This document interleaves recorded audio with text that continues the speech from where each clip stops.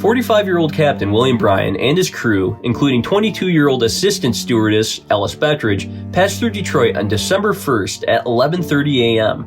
The Kamloops would get up to Sault Ste. Marie and pass through the Soo Locks by December 4th. In front of the Kamloops was the SS Quedagh, captained by a man named Roy Simpson.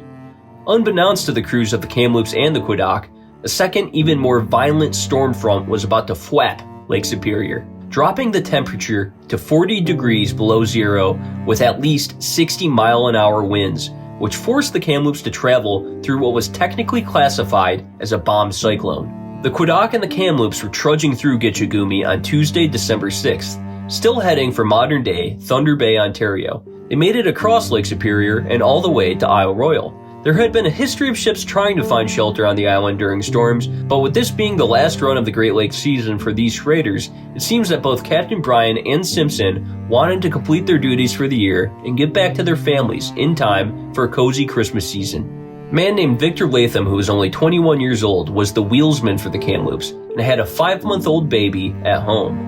To let the Quedagh know that the Kamloops was still fighting through the bitter winds, Captain Bryan was blowing 3 long blasts with his whistle cord every minute.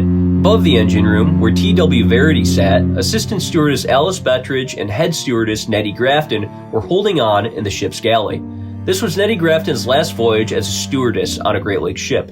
At 45 years old, she was going to retire as a ship stewardess after the Kamloops made this trip, a retirement she would never get to enjoy.